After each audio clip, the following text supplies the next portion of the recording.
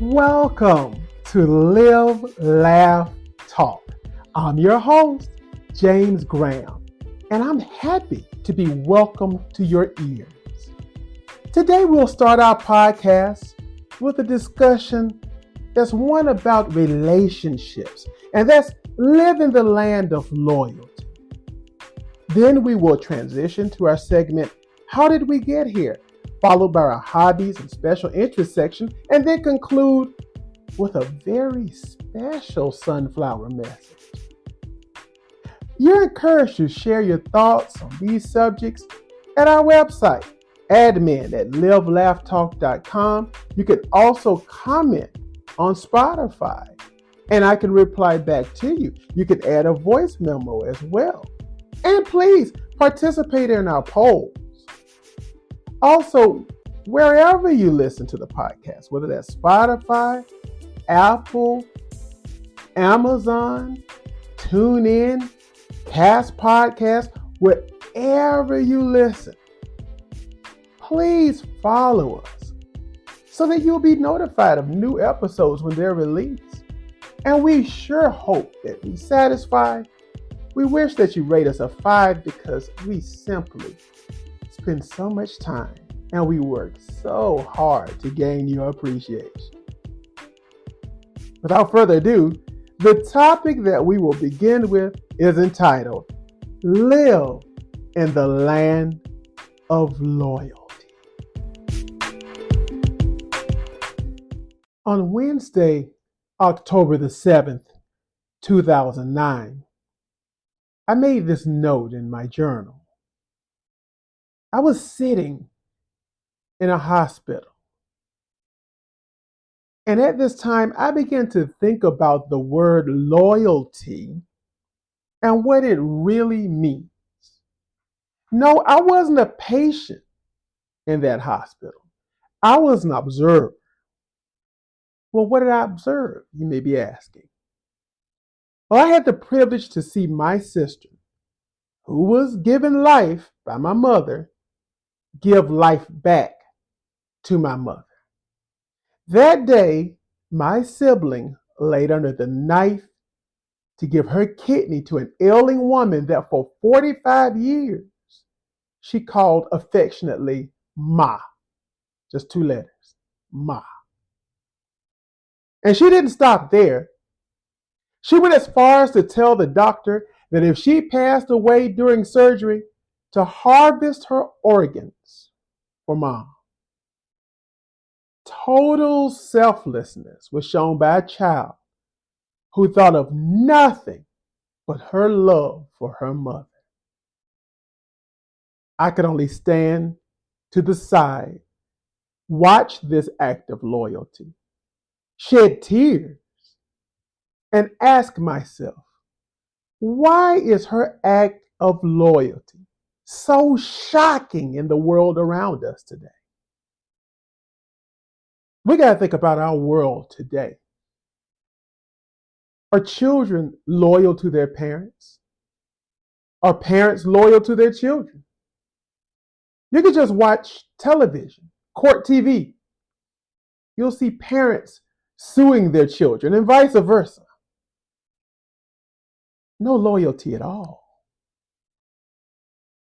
American author Napoleon Hill once wrote, lack of loyalty is one of the major causes of failure in every walk of life. Has more conscientious words ever been spoken? I have to admit that most people have a longing for loyalty. Why?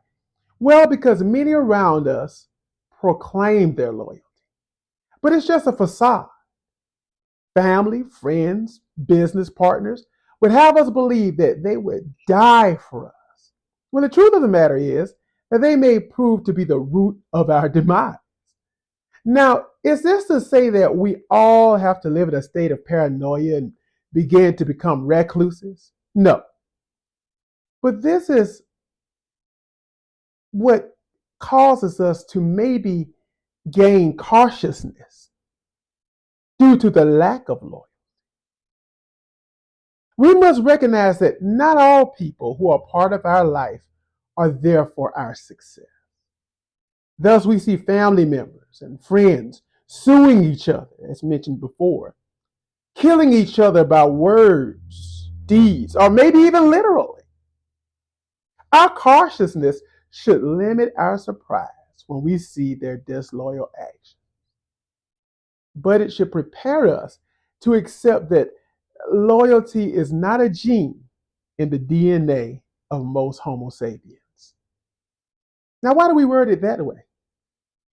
Loyalty is not a gene in the DNA of most Homo sapiens. Well, think about our canine species.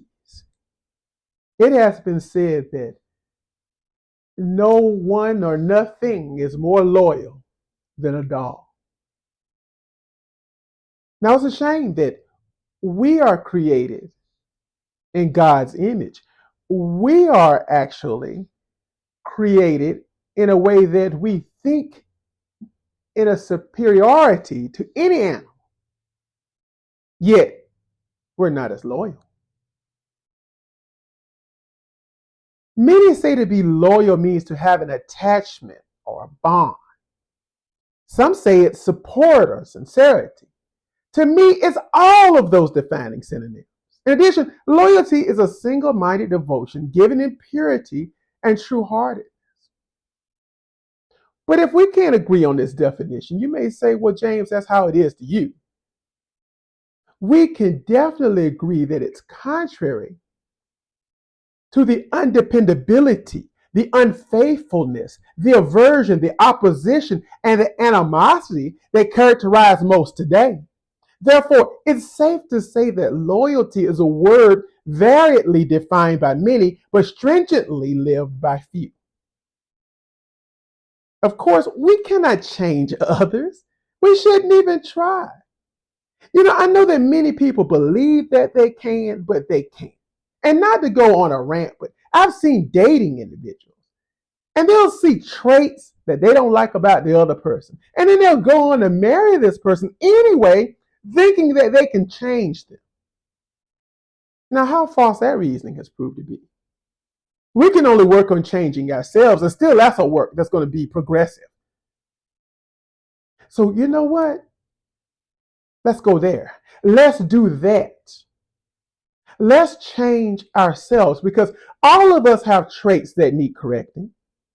The work on ourselves should begin right now. It should begin today. It should begin after we hear these words. Because if we find ourselves resenting the accolades of our friends, think about that. Are we being loyal? So what do we need to do to ourselves? We need to stop. We need to take a breath and join in giving our friend more recognition rather than to begin a campaign to annihilate. If a family member struggles, well, let's be loyal. How can we be loyal? Well, we can stretch out our hand to uplift instead of extend our foot to stomp down. If a business partner is better accepted within the community than we are, let's not get jealous. Let's be loyal. Why don't we use their great traits to better the corporation than to threaten its ruination by tearing apart the organization as a whole through opposition based on insecurity? We know ourselves better than anyone else will ever know us. May we make every effort to find the disloyal traits inside of our hearts and replace them with a resolution of devotion, scrupulousness, and trustworthiness that characterizes one as loyal.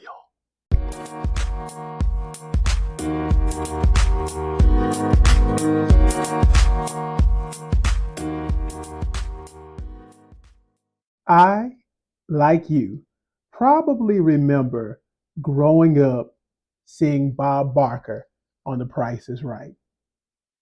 At the end of that show, Bob would always remind us about the growing pet population He would conclude with saying, "This is Bob Barker reminding you to help control the pet population. Have your pets spayed or neutered." Well, Bob Barker said that to all of us while we were growing up.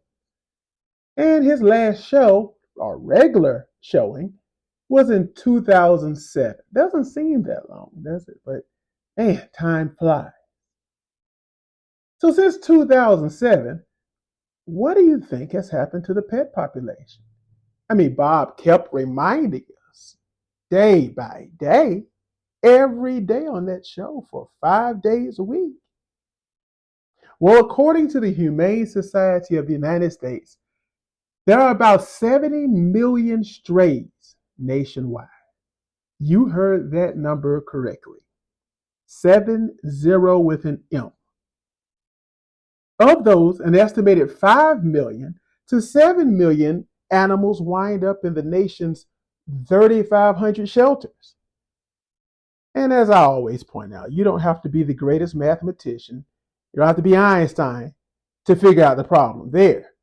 If you've got 5 to 7 million animals, yet 3,500 shelters, then you've got overcrowding.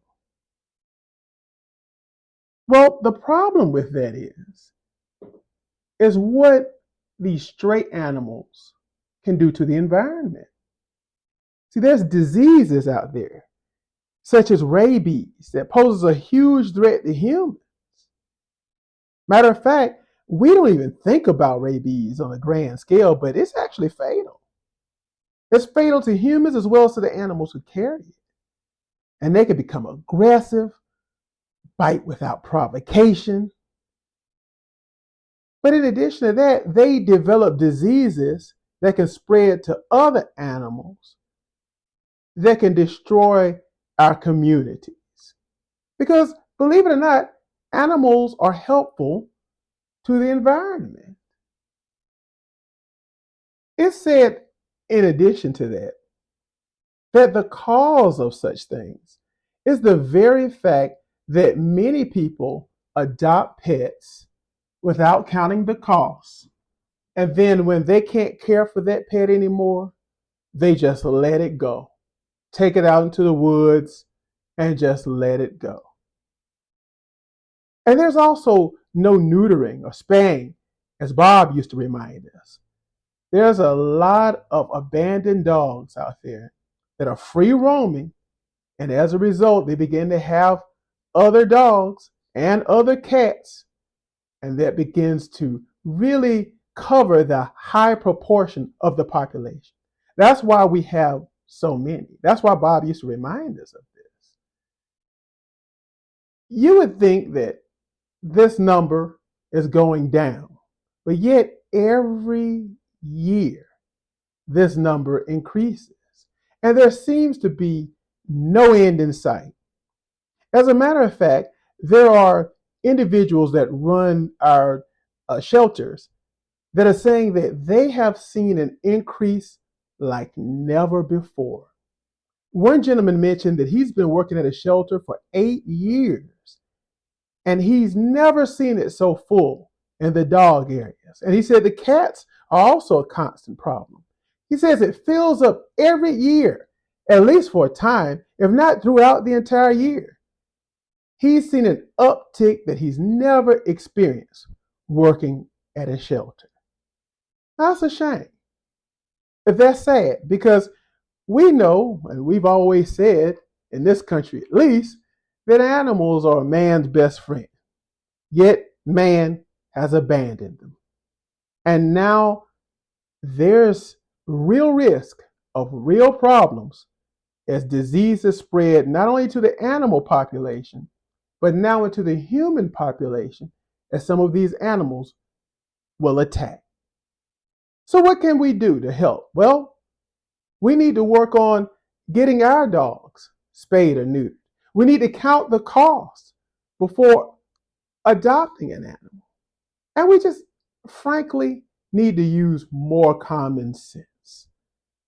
If we see a stray animal as well, we might not want to just walk up to it, grab it, and throw it in our car and take it to a shelter or take it home. We want to call animal control. and make sure that that animal gets to a shelter properly so that no one gets hurt in the meantime. Us or the animal trying to grab it and take care of it. That could be dangerous to both of us. But when numbers begin to escalate, when it gets to be 70 million strays nationwide, we have to stop and ask ourselves, how did we get here?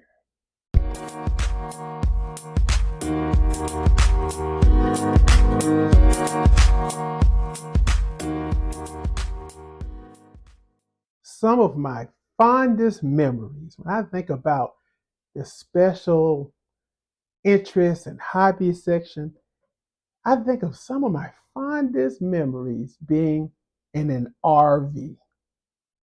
Yes, RVing across the country or even on small trips to a local campsite can be very enjoyable.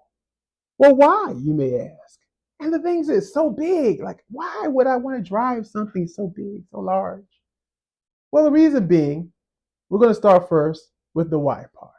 It's like taking your home and driving off and putting that house in another location. Basically that simple. You can take the things that you need to take, your clothes, other items, and put it in the closets. Nothing's all wrinkled. And you just get out on the road, go where you want, get up, shower, dress, just like you were at home. We would have a ball at some of the local campsites.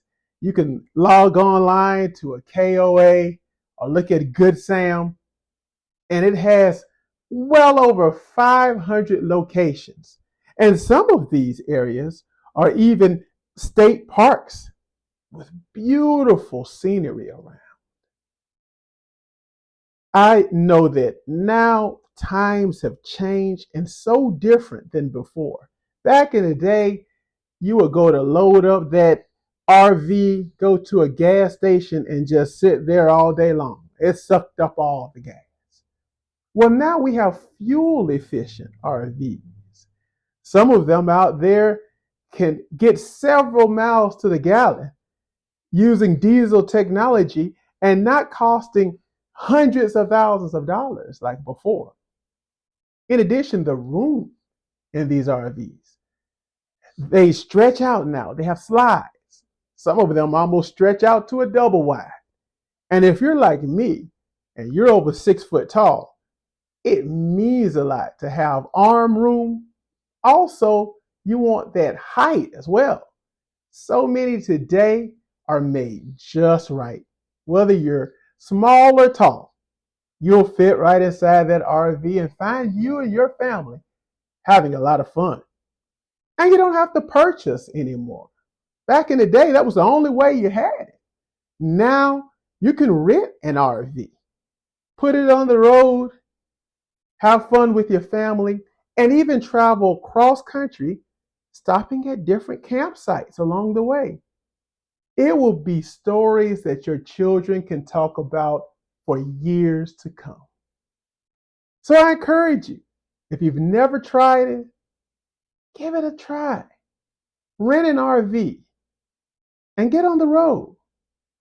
And if you go to one of those campsites on KOA, I'll see you there.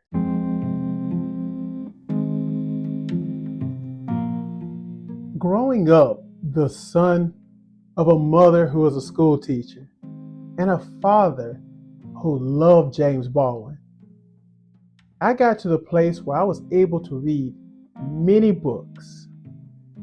And James Baldwin became one of my favorite writers. He was able to relate to me in his words and was able to just say things in such a way that made me think about it later on. His words were powerful. They never had to be read. But today we got a very special sunflower message. And this sunflower message is really for all the lovers out there. Those who are in relationships where they just can't wait to come home. And for those of us out there that may not have such a relationship, we long for it. We all know what love feels like. But James Baldwin, he said that falling in love was not merely the key to my life, but to life itself. How beautiful. We're going to take an excerpt from his essay, Take Me to the Water. And featured in that book is No Name in the Street, where he talks about falling in love. Let's begin. Well, time passes and passes.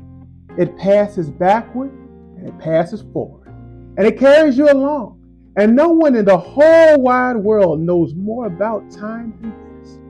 It is carrying you through an element you do not understand and to an element you will not remember.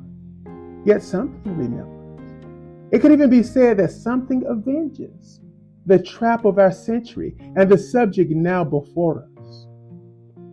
I left home, Harlem, in 1942. I returned in 1946 to do with a white photographer, one of several unpublished efforts, had planned to marry. Then realized that I couldn't or shouldn't, which comes to the same thing. So I threw my wedding rings into the Hudson River and left New York for Paris in 1948. By this time, of course, I was mad as my dead father. If I had not gone mad, I could not have left. I starved in Paris for a while, but I learned something. For one thing, I fell in love. Or more accurately, I realized and accepted for the first time that love was not merely a general human possibility, nor merely the disaster it had so often by then been for me. According to me, nor was it something that happened to other people, like death, nor was it merely a mortal danger. It was among my possibilities, for here it was, breathing and belching beside me. And it was the key to life. Not merely the key to my life, but to life itself. My falling in love is in no way the subject of this book, and yet honesty compels me to place it among the details, for I think I know that my story would be a very different one if love had not forced me to attempt to deal with myself. It began to pry open for me the trap of color, for people do not fall in love according to their color. This may come as news to noble pioneers and eloquent astronauts, to say nothing of most of the representatives of most of the American states. And when lovers quarrel, as indeed they inevitably do, it is not the degree of their pigmentation that they're quarreling about, nor can lovers on any level, whatever, use color as a weapon. This means that one must accept one's nakedness, and nakedness has no color. This can come as news only to those who have never covered or been covered by another naked human being. In any case, the world changes then, and it changes forever because you love one human being. You see everyone else very differently than you saw them before. Perhaps I only mean to say that you begin to see, and you are both stronger and more vulnerable, both free and bound. Free because now you have a home, and that home is your lover's arms. And bound to that mystery, precisely, a bondage which liberates you into something of the glory and suffering of the world. Well, I tell you what, can anyone describe love any more beautifully? Baldwin definitely was able to articulate sexuality, race, and love, and show us that we can be galvanized by love, saying that bondage which liberates into something of the glory and the suffering of the world. Well, I'll tell you what, just Reading that, I got goosebumps. And I hope you did too. I hope it raised the level of your awareness of the relationship that you have with the one you love. And for those of us who may not have that relationship and long for it, you know what he was speaking of as well. On our website, livelaughtalk.com, and on Twitter @livelaughtalker, you can donate to support our podcast. We really appreciate any and everything. As a matter of fact, you're hearing us on new microphones donated to us by one of our listeners. How beautiful. Also remember to rate us a 5 on your podcast platform and tell your friends, family, and colleagues about us. This is James and George's baby boy signing off. And as you already know, I can't wait to talk with you soon.